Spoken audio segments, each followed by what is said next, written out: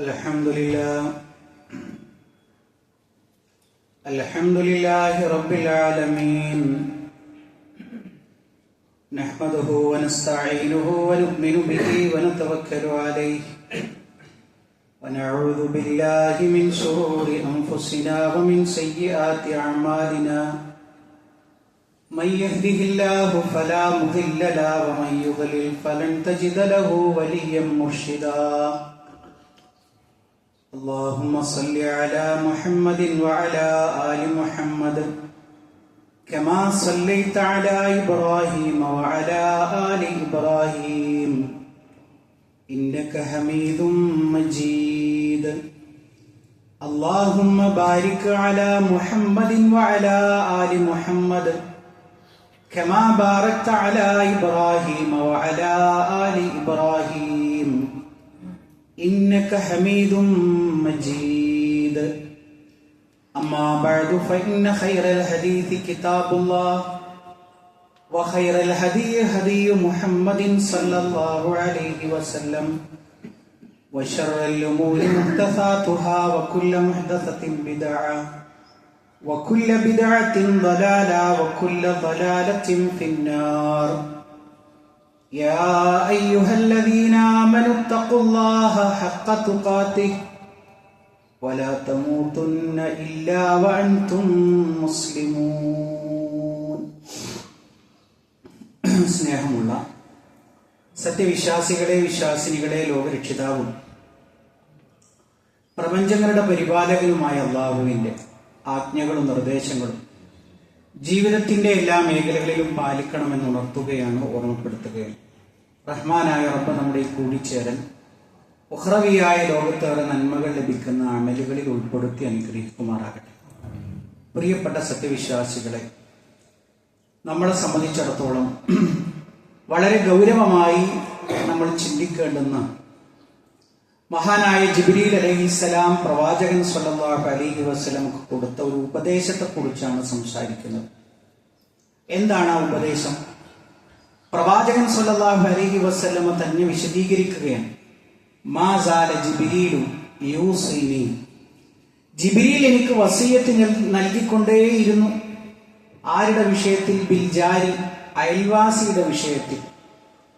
ഹത്താ ലനന്തു, അങ്ങനെ ആ വസിയത്ത് ഉപദേശം ഇങ്ങനെ പെരുകി പെരുകി വന്നപ്പോൾ ഞാൻ കരുതിപ്പോയി, അന്നഹു സയുവരിസുഹു, ഇനി അനന്തരാവകാശം എന്ന് പറയുന്നത് അത് അയൽവാസിക്ക് കൂടി നൽകേണ്ടി വരുമോ എന്ന് ഞാൻ കരുതുമാറ് ജിബ്രീൽ അലൈഹിസ്സലാം എന്നെ ഉപദേശിച്ചു കൊണ്ടിരുന്നു എന്ന് പ്രവാചകൻ സ്വല്ലല്ലാഹു അലൈഹി വസല്ലം പഠിപ്പിക്കുകയാണ്. യഥാർത്ഥത്തിൽ അനന്തരാവകാശം ആർക്കാണ് നൽകുക? അത് രക്തബന്ധങ്ങൾക്കാണ് കിട്ടുക. അപ്പൊ ഇവിടെ ഈ ഒരു വിഷയം എടുത്തു പറയാനുള്ള കാര്യം എന്താണ്? അയൽവാസിയുടെ വിഷയത്തിൽ അത്രമാത്രം ബാധ്യതകളെ പ്രവാചകൻ സ്വല്ലല്ലാഹു അലൈഹി വസല്ലമക്ക് ജിബ്രീൽ അലൈഹിസ്സലാം ഉപദേശിച്ചു കൊടുത്തു. അങ്ങനെ കൊടുത്തപ്പോ പ്രവാചകൻ സ്വല്ലല്ലാഹു അലൈഹി വസല്ലമ കരുതിപ്പോയി, എന്ത്? രക്തബന്ധങ്ങളുടെ മർത്തബയിലേക്ക്, ദറജയിലേക്ക് ആര് ഉയർന്നുപോയി? അയൽവാസി ഉയർന്നുപോയോ എന്ന് കരുതുമാറ് അത്രമേൽ ഉപദേശ നിർദ്ദേശങ്ങൾ ആര് കൊടുത്തു? ജിബ്രീൽ അലൈഹിസ്സലാം കൊടുത്തു എന്നുള്ളതാണ് ആ ഹദീസിന്റെ ചുരുക്കം എന്നുള്ളത് നമുക്ക് കാണാൻ കഴിയും. പ്രിയപ്പെട്ടവരെ, നമ്മളെ സംബന്ധിച്ചിടത്തോളം നമുക്കറിയാം, അയൽപ്പക്കക്കാരായിട്ട് നമുക്ക് ഒരുപാട് ആളുകളുണ്ട്. ചിലപ്പോൾ നമ്മുടെ ബന്ധുക്കളായിരിക്കും നമ്മുടെ അയൽവാസി, അതല്ലെങ്കിൽ നമ്മുടെ മതസ്ഥരായ ആളുകളായിരിക്കും, അതല്ലെങ്കിലോ നമ്മുടെ മതത്തിൽപ്പെടാത്ത ആളുകളായിരിക്കും. ആരായിരുന്നു കൊള്ളട്ടെ, നമ്മളെ സംബന്ധിച്ചിടത്തോളം പ്രവാചകൻ സ്വല്ലല്ലാഹു അലൈഹി വസല്ലം ഈ കരുതിയിട്ടുള്ള കരുതൽ നമ്മുടെ ജീവിതത്തിൽ വേണം എന്നുള്ളതാണ് ആദ്യമായി സൂചിപ്പിക്കുവാനുള്ളത്. നിങ്ങൾ നോക്കൂ, മഹാനായ റസൂലുള്ളാഹി സ്വല്ലല്ലാഹു അലൈഹി വസല്ലം ഒരു മനുഷ്യന്റെ 4 സൗഭാഗ്യങ്ങളെ പഠിപ്പിച്ചു. ദുനിയാവിൽ ഒരു മനുഷ്യന് കിട്ടുന്ന 4 സൗഭാഗ്യങ്ങൾ. എന്നിട്ട് പ്രവാചകൻ സ്വല്ലല്ലാഹു അലൈഹി വസല്ലം പറഞ്ഞു, അർബഉൻ മിനസ് സഅദ, 4 ഒരാളുടെ സൗഭാഗ്യത്തിൽപ്പെട്ടതാണ്. ദുനിയാവിലെ നമ്മുടെ സൗഭാഗ്യം എന്ന് പറയുന്നത് 4 കാര്യമാണ്. അത് എണ്ണുമ്പോൾ നമ്മൾ ഓരോരുത്തരും ചിന്തിക്കുക, ഇതിൽ നമ്മളൊക്കെ അർഹരാണോ, അല്ലെങ്കിൽ അതൊക്കെ നമുക്ക് ലഭ്യമായിട്ടുണ്ടോ എന്നുള്ളത് നമ്മൾ പരിശോധിക്കാൻ വേണ്ടി കൂടിയാണ് പറയുന്നത്. 1, അൽ മർഅത്തു സാലിഹ, സാലിഹായ ഭാര്യ, അല്ലെങ്കിൽ നേരെ തിരിച്ചു പറയുമ്പോൾ സ്വാലിഹായിട്ടുള്ള ഭർത്താവ്, ഒരു ഇണ ഉണ്ടായിരിക്കുക. ആ ഇണയുടെ യോഗ്യത എന്താണ്? സ്വർണമോ തറവാടിത്തമോ ഭംഗിയോ ഒന്നുമല്ല. അതിൻ്റെ ഒരു അടിസ്ഥാനം എന്ന് പറയുന്നത് അവൾ അല്ലെങ്കിൽ അവൻ സ്വാലിഹാണ്. രണ്ടാമത്തെ കാര്യം എന്ന് പറയുന്നത് വൽ മസ്കനുൽ വാസിഅ, താമസിക്കാൻ ഒരു ഇടം, അത്യാവശ്യം വിശാലതയുള്ള അല്ലെങ്കിൽ കുടുംബങ്ങൾക്ക് പാർക്കാൻ പറ്റുന്ന തരത്തിലുള്ള ഒരു മസ്കൻ ഉണ്ടായിരിക്കുക. മൂന്നാമത്തെ കാര്യം വൽ ജാറു സാലിഹ്, പ്രവാചകൻ സല്ലല്ലാഹു അലൈഹി വസല്ലം എടുത്തു പറഞ്ഞത് ഒരു സാലിഹായ നല്ലവനായ ഒരു അയൽവാസി നിനക്കുണ്ടായിരിക്കുക. നാലാമതെണ്ണി പറഞ്ഞു വൽ മർക്കബുൽ ഹനീ, നിനക്ക് സഞ്ചരിക്കാൻ നിന്നെ മടുപ്പിക്കാത്ത, നിന്നെ പ്രയാസപ്പെടുത്താത്ത ഒരു വാഹനം നിനക്ക് ഉണ്ടാവുക എന്നുള്ളത് പ്രവാചകൻ സല്ലല്ലാഹു അലൈഹി വസല്ലമ ഒരു മനുഷ്യന്റെ സൗഭാഗ്യമായിട്ട് എണ്ണി. അതിന്റെ നേരെ വിപരീതവും കാണാം. ശഖാവ, ഒരു മനുഷ്യന്റെ കെടുതിയിൽപ്പെട്ടതാണ്, ദുരിതത്തിൽപ്പെട്ടതാണ്. ഒന്നെന്താണ്? അൽ ജാറു സൂ, ഒരു എപ്പോഴും ഉപദ്രവിച്ചു കൊണ്ടിരിക്കുന്ന ഒരു അയൽവാസി. രണ്ടാമത് പറഞ്ഞത് വൽ മർഅതു സൂ, എപ്പോഴും ദുരിതം മാത്രം സമ്മാനിക്കുന്ന ഒരു ഇണയുണ്ടായിരിക്കുക. വൽ മർകബു സൂ വൽ മസ്കനുള്ളി, കുടുസായ ഒരു ഭവനം ഉണ്ടാവുക.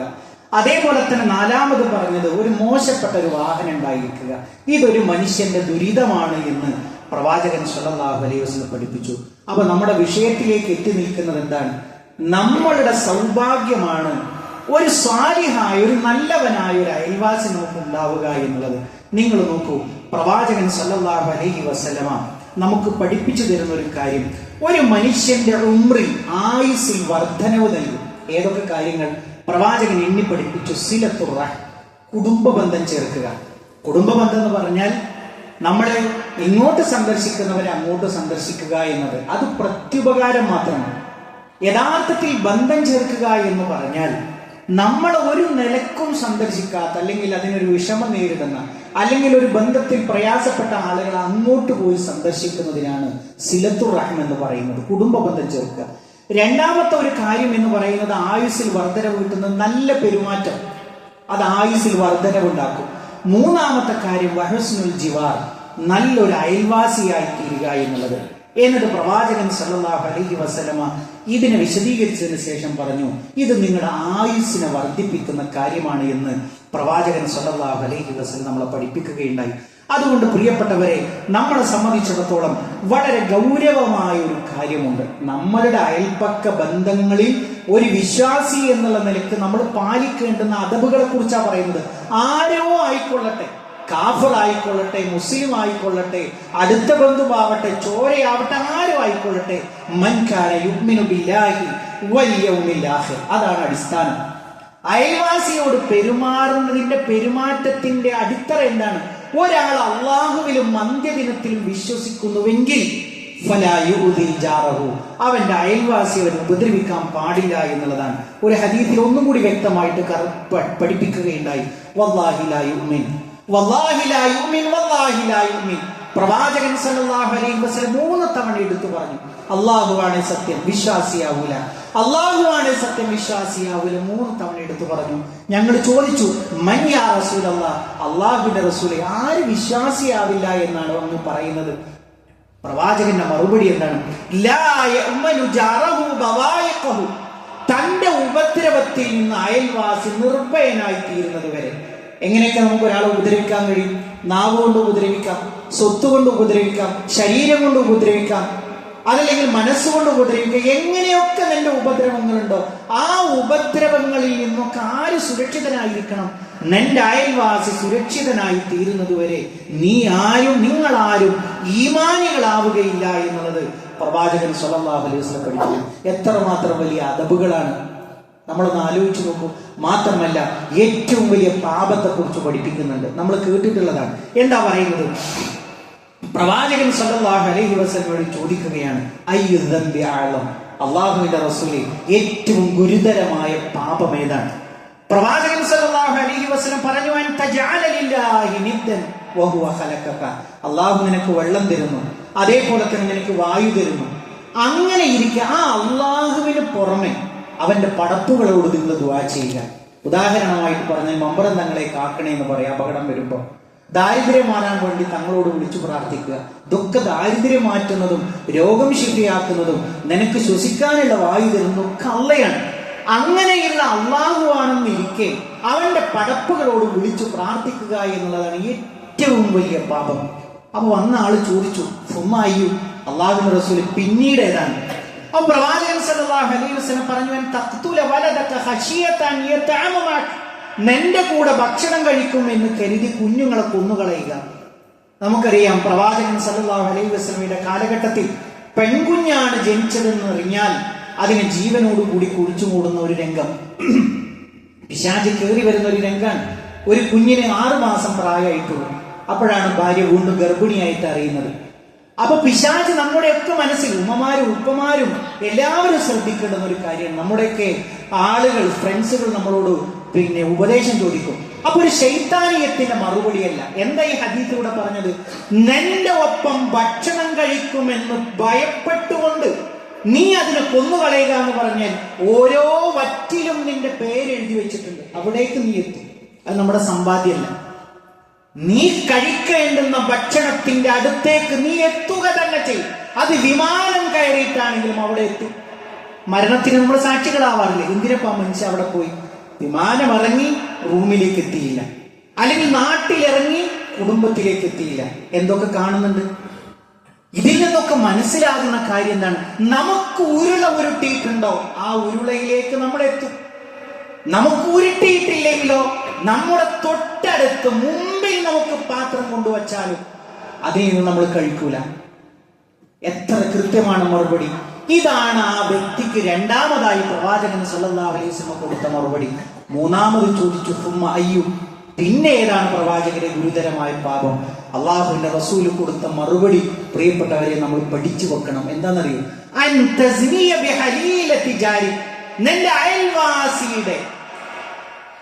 നിന്റെ അയൽവാസിയുടെ ഹലീലത്തിന് അവളുടെ പ്രിയതമയെ വ്യഭിചരിക്കലാണ്. നമുക്ക് ഏത് സമയത്ത് അവിടെ കയറി ചെല്ലാം, ആരും ചോദിക്കൂല. ഏത് റൂമിൽ നമുക്ക് കയറി ചെല്ലാം. അതിനൊക്കെ സ്വാതന്ത്ര്യമുണ്ട്. നമ്മൾ നല്ലവനാണ്. അയാൾ 5 നേരം നിസ്കരിക്കുന്നത്, എന്തിനാ ഞാൻ സംശയിക്കുന്നത്? നമ്മളെ ഏൽപ്പിച്ചിട്ടാണ് ചാവി കൊടുത്തിട്ട് പോവാ. നമ്മളൊന്ന് സൂക്ഷിക്കുന്നത്, ഞങ്ങൾ ഇന്നോടത്ത് പോവാണ് അല്ലേ? എത്രമാത്രം നമ്മൾ അവർ വിശ്വസിക്കുന്നുണ്ട്. അങ്ങനെ ഇരിക്കെ അവന്റെ പ്രിയതമയെ വ്യഭിചരിക്കുക എന്ന് പറയുന്നതാണ് ഏറ്റവും വലിയ മഹാപാപം എന്ന് അള്ളാഹുവിന്റെ റസൂല് സല്ലല്ലാഹു അലൈഹി വസല്ലം നമ്മളെ പഠിപ്പിക്കുന്നു. മാത്രമല്ല പ്രിയപ്പെട്ടവരെ, മഹദി ഉമ്മയുടെ അടുക്കൽ, ഉമ്മുൽ മുഅ്മിനീൻ ആയിഷ ഉമ്മയുടെ അടുക്കൽ ഒരു സ്ത്രീ വന്നു. അപ്പൊ ആ സ്ത്രീയെ കുറിച്ച് പ്രവാചകൻ സല്ലല്ലാഹു അലൈഹി വസല്ലമയോട് വർണ്ണിച്ചു കൊടുക്കണം. എന്ത് നല്ല നിസ്കാരാണ് അറിയൂ, ഭയങ്കര നിസ്കാരക്കാരിയാണ്. അവരുടെ നന്മയെ കുറിച്ച് പറയും. പക്ഷെ ഒരു കുഴപ്പമേ ഉള്ളൂ. എന്ത്? അവള് അയൽവാസികൾക്ക് ഇരിക്കപ്പൊറുതി കൊടുക്കൂല. നമ്മുടെ നാട്ടിന്റെ ശൈലി അനുസരിച്ചാൽ അങ്ങനെ പറഞ്ഞ ആ വാക്കുണ്ട് പറഞ്ഞു, ഒരു ഇരിക്കപ്പൊറുതി കൊടുക്കൂല. അള്ളാഹുവിന്റെ റസൂല് അടുത്ത മറുപടി എന്താ? ലാ ഖൈറ, ഒരു നന്മയും അവളിലില്ല. അവരുടെ നിസ്കരിച്ചിട്ടും കാര്യമില്ല, സ്വതക്ക കൊടുത്തിട്ടും കാര്യമില്ല. ലാ ഖൈറ, അവരിൽ ഒരു നന്മയുമില്ല എന്ന് അള്ളാഹുവിന്റെ റസൂല് സല്ലല്ലാഹു അലൈഹി വസല്ലം നമ്മളെ പഠിപ്പിക്കുകയാണ്. അതുകൊണ്ട് പ്രിയപ്പെട്ടവരെ, നമ്മളെ സംബന്ധിച്ചിടത്തോളം പ്രവാചകൻ സല്ലല്ലാഹു അലൈഹി വസല്ലമ ഒരുപാട് അധ്യാപനങ്ങൾ നമുക്ക് പഠിപ്പിക്കപ്പെട്ടിട്ടുണ്ട്. ഇപ്പൊ നമുക്കൊക്കെ സ്ഥിരമായിട്ട് അറിയുന്ന ഒരു കാര്യമാണ് ഒരു ആടിനറുത്തപ്പോ അള്ളാഹുവിന്റെ റസൂല് പറഞ്ഞു, ആയിഷ അതിൽ കുറച്ച് വെള്ളം ചേർത്തിട്ടെങ്കിലും വിതരണം ചെയ്തോ. അങ്ങനെ വിതരണം നടത്തി. പിന്നെ എന്താ ബാക്കിയുള്ളത്? ആ ഒരു കുളമ്പിന്റെ ഭാഗമാണ് ബാക്കിയുള്ളത്. പ്രവാചകൻ അന്വേഷിക്കും, ഇനി എന്തായാലും ബാക്കിയുള്ളത് കുളമ്പിന്റെ ഭാഗമാണ്. പ്രവാചകന്റെ മറുപടി എന്താണെന്നറിയോ? കുളമ്പല്ലാത്തതൊക്കെ രേഖയിൽ വന്നു. കുളമ്പല്ലാത്തതൊക്കെ രേഖയിൽ വന്നു എന്ന് പറഞ്ഞാൽ അതൊക്കെ നമ്മുടെ നന്മയിലേക്ക് വന്നു അല്ലേ? നമ്മൾ മുന്തിയ ഭക്ഷണം കൊടുക്കണം എന്നുള്ളതല്ല ഹദീസിൽ പറഞ്ഞത്. പിന്നെയോ അവന്റെ ജാതി നോക്കണമെന്നോ മതം നോക്കണമെന്നോ ഒന്നുമല്ല പറഞ്ഞത്. അതിലല്പം വെള്ളം ചേർത്തിട്ടാണെങ്കിലും അതിൽ ഒരാൾക്കധികം കൂടുതൽ കൊടുക്കാൻ കഴിയും, അത് നീ ശ്രദ്ധിക്കണം എന്ന് കൊടുക്കുന്ന ഏറ്റവും വലിയ ഒരു ഓർമ്മപ്പെടുത്തൽ. മാത്രമല്ല,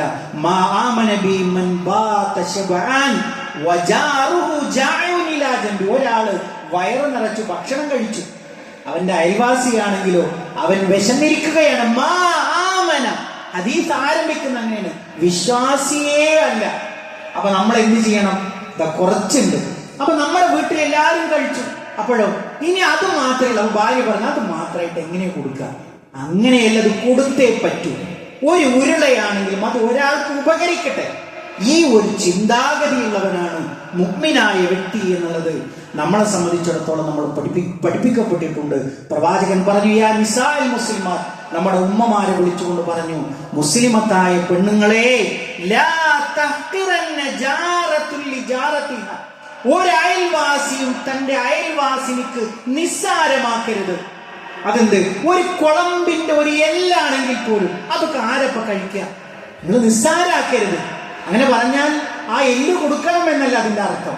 നിങ്ങൾ നിസ്സാരമാണ്, അതൊക്കെ ഇനിയിപ്പോ അവര് കഴിക്കും, നമ്മളിതൊക്കെ കഴിച്ചതിന് അതിൽ കഷ്ണമില്ല, അതിലും പിന്നെ അല്ലെങ്കിൽ ചോറില്ല, ഇതൊന്നും പറഞ്ഞ് നിങ്ങളൊന്നും മുടക്കരുത്, ഒന്നിനെപ്പോലും നിങ്ങൾ നിസ്സാരമാക്കി കളയരുത് എന്ന് പ്രവാചകൻ സല്ലല്ലാഹു അലൈഹി വസല്ലമ കൃത്യമായി നമ്മളെ പഠിപ്പിച്ചതായിട്ട് കാണാൻ കഴിയും. അതുകൊണ്ട് പ്രിയപ്പെട്ട മുഅ്മിനീങ്ങളെ, നമ്മളെ സംബന്ധിച്ചിടത്തോളം നമ്മളെ കുറിച്ചുള്ള ഏറ്റവും വലിയ വിലയിരുത്തൽ എന്ന് പറയുന്നത് നമ്മുടെ ഈമാൻ പ്രകടമാകുന്നത്, നമ്മുടെ നിസ്കാരം അത് ആസ്വാദ്യകരമായി തീരുന്നത് നമ്മുടെ പെരുമാറ്റങ്ങളിലൂടെയാണ്. ആ പെരുമാറ്റങ്ങളെ പ്രത്യേകമായി ശ്രദ്ധിക്കാൻ നമ്മൾ ശ്രദ്ധിക്കേണ്ടതുണ്ട്. പ്രത്യേകിച്ച് നമ്മളുമായി അടുത്തു നിൽക്കുന്നവർക്കാണ് നമ്മുടെ വിശ്വാസത്തിന്റെയും നമ്മുടെ ആദർശത്തിന്റെയും ഒക്കെ സുഗന്ധം ഏറ്റവും കൂടുതൽ അനുഭവിക്കേണ്ടത്. അത് നമ്മുടെ മക്കളാവണം, അല്ലെങ്കിൽ നമ്മുടെ കുടുംബങ്ങളാവണം, നമ്മുടെ അയൽപ്പക്കങ്ങളാവണം എന്ന കാര്യം നമ്മൾ പ്രത്യേകം ശ്രദ്ധിക്കുക. റഹ്മാനായ റബ്ബ് നമ്മൾ അനുഗ്രഹിക്കുമാറാകട്ടെ.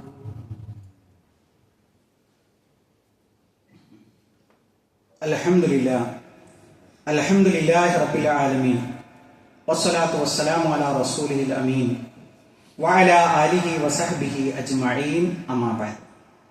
പ്രിയപ്പെട്ട സത്യവിശ്വാസികളെ, വിശ്വാസിനികളെ, ഒരിക്കൽ കൂടി അള്ളാഹുവിൻ്റെ ആജ്ഞാനിർദ്ദേശങ്ങളെ ജീവിതത്തിൻ്റെ എല്ലാ മേഖലകളിലും പാലിക്കണമെന്ന് ഉണർത്തുകയാണ്, ഓർമ്മപ്പെടുത്തുകയാണ്. വളരെ പ്രധാനപ്പെട്ട ഒരു കാര്യം സൂചിപ്പിക്കുവാനുണ്ട്. നമ്മൾ ഇന്നെടുക്കുന്ന നമ്മുടെ കളക്ഷൻ നമ്മുടെ നാടുകളിലുള്ള മദ്രസ അധ്യാപകന്മാരുടെ സേവനത്തിന് വേണ്ടിയിട്ടാണ്. അപ്പം നമുക്കറിയാം, വളരെ നിസ്സാരമായ തുകക്കാണ് അവർ ശമ്പളത്തിനാണ് ജോലി നോക്കുന്നത്. ഒരു മനുഷ്യൻ അയാളുടെ അധ്വാനം ശമ്പളം വിചാരിച്ചിട്ടല്ല, അള്ളാഹുവിന്റെ ദീനിന് വേണ്ടി. കാരണം കൊച്ചു മക്കൾക്ക് ദീന് പഠിപ്പിച്ചു കൊടുക്കുക എന്ന് പറഞ്ഞാൽ അത് ഖബറിലും നമ്മളെ തേടിയെത്തുന്ന നന്മയാണ്. ഒരു അലിഫ് എന്ന അക്ഷരം, അതിൽ നിന്ന് തുടങ്ങുന്ന നന്മകളാണല്ലോ അവന്റെ ജീവിതാവസാനം വരെ അവൻ പുലർത്തി വരുന്നത്. ആ ഉസ്താദ് ചൊല്ലിക്കൊടുത്ത ബിസ്മിൽ കൊണ്ട് തുടങ്ങുമ്പോൾ അതിന്റെ നന്മ അവൻ മരിച്ചു പോയാലും ഖബറിലേക്ക് വരും.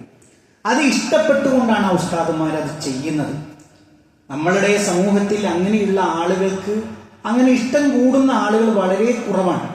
വളരെ ന്യൂനപക്ഷമാണ് അള്ളാഹുവിന്റെ ദീന്. ഇപ്പൊ പള്ളിയിൽ ഇമാമത്ത് നിൽക്കുക, അതേപോലെ തന്നെ പള്ളിയുമായി ഖിദ്മത്ത് ചെയ്യുക, അല്ലെങ്കിൽ മദ്രസയിലേക്ക് കുട്ടി, പണ്ടൊക്കെ അങ്ങനത്തെ ഒരു ശീലം നമ്മുടെ കുടുംബങ്ങളുണ്ട്. ഒരു കുട്ടിയെ ദീനീ പഠനത്തിന് നീക്കി വെക്കുന്ന ഒരു കാര്യം, ഒരു ശൈലി നമ്മുടെ എല്ലാം കുടുംബങ്ങളിലുണ്ടായിരുന്നു. അപ്പൊ ഞാനിത് പറഞ്ഞു വന്നത്, അങ്ങനെ നന്മ ചെയ്യുന്ന ആളുകളെ സംബന്ധിച്ചിടത്തോളം ഭൗതിക സാഹചര്യങ്ങൾ അവർ പലപ്പോഴും പുറന്തള്ളപ്പെട്ടു പോകും. അവരുടെ കുട്ടികൾക്ക് മെച്ചപ്പെട്ട ഭക്ഷണം ചിലപ്പോൾ കിട്ടിക്കൊള്ളണമെന്നില്ല, വസ്ത്രം കിട്ടിക്കൊള്ളണമെന്നില്ല. കാരണം എന്താണ്? വളരെ തുച്ഛമായ പ്രതിഫലമാണ് അവർക്ക് അതുകൊണ്ട് ലഭിക്കുന്നത്. സൗകര്യമുള്ളൊരു വീടുണ്ടാവുകയില്ല. അതേപോലെ തന്നെ ഒരു രോഗം വന്നാൽ ചികിത്സാ ചെലവ് വഹിക്കാൻ കഴിയാതെ വളരെ സങ്കടപ്പെടുന്ന ഒരുപാട് ഉസ്താദന്മാരെ നമുക്ക് കാണാൻ കഴിയും. അപ്പൊ നമ്മൾ എല്ലാ കൊല്ലങ്ങളിലും, ഇപ്പൊ നിങ്ങൾക്കൊക്കെ ഓർക്കുന്നുണ്ടാകും, നമ്മൾ കൊല്ലത്തിൽ ഒരു കളക്ഷൻ എടുക്കും. അപ്പൊ അതെന്തിനു വേണ്ടിയിട്ടാണ്?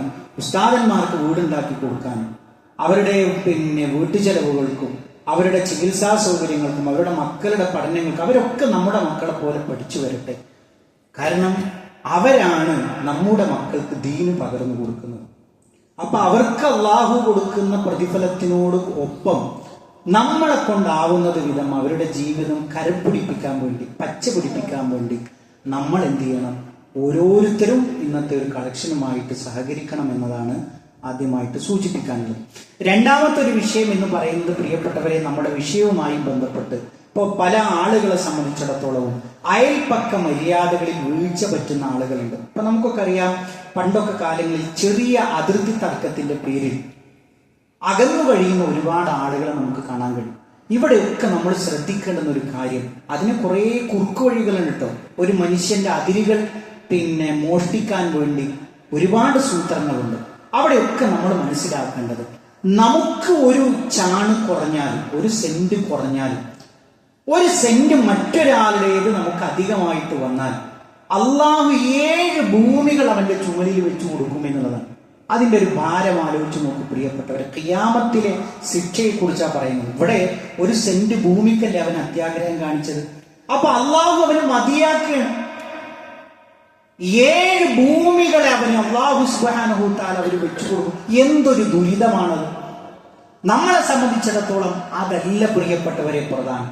ഒരു സെന്റ് പോയാലും പാരത്രിക ലോകത്തിലെ ഏറ്റവും വലിയ നന്മ. അതേപോലെ തന്നെ അതിലുള്ള മരച്ചില്ലകൾ, ആ ചില്ലകളിൽ പെട്ട് പ്രയാസപ്പെട്ട് ജീവിക്കുന്ന ആളുകൾ, കാറ്റ് അയാളോട് വെട്ടാൻ പറഞ്ഞത് വെട്ടില്ല, കാറ്റടിക്കുമ്പോൾ ഞാൻ എന്ത് ചെയ്യും, എൻ്റെ മക്കളൊക്കെ ഭയപ്പാടും.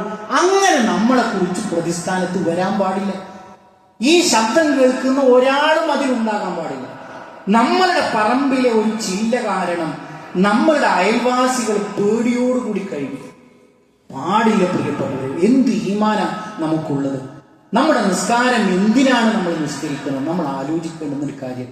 ഞാൻ നേരത്തെ പറഞ്ഞല്ലോ, ഒരുപാട് ശ്രേഷ്ഠതകളെ കുറിച്ച് പറഞ്ഞല്ലോ. ഇതൊക്കെ മനസ്സിലാക്കിയിട്ടും നമ്മുടെ മനസ്സിൽ അലിവ് തോന്നുന്നില്ലെങ്കിൽ ബാക്കിയെല്ലാം ബാത്തിലാണ് എന്നുള്ള കാര്യം നമ്മൾ പ്രത്യേകം നമ്മൾ ശ്രദ്ധിക്കേണ്ടതുണ്ട്.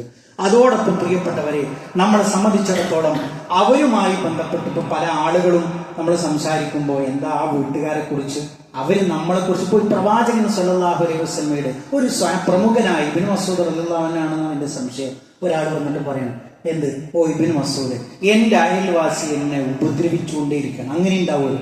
നമ്മൾ എന്തു നന്മ ചെയ്താലും അവൻ നമ്മുടെ മുറ്റത്തേക്ക് മാലിന്യം, അവന്റെ വേസ്റ്റ് വെള്ളം നമ്മുടെ മുമ്പിലേക്കാണ് ഇറക്കുന്നത്. അതിലൂടെയാണ് നമ്മൾ ചവിട്ടി വരുന്നത്. നമ്മൾ മാന്യമായിട്ട് പറഞ്ഞു, പക്ഷെ അവനത് കേൾക്കുന്നില്ല. ഇത് പണ്ട് കാലങ്ങളിലുണ്ട്, മനുഷ്യ കാലഘട്ടം മുതലുണ്ട്. മഹാനവറുകളോട് ചോദിക്കണം, എന്താണ് ഞാൻ ചെയ്യേണ്ടത്?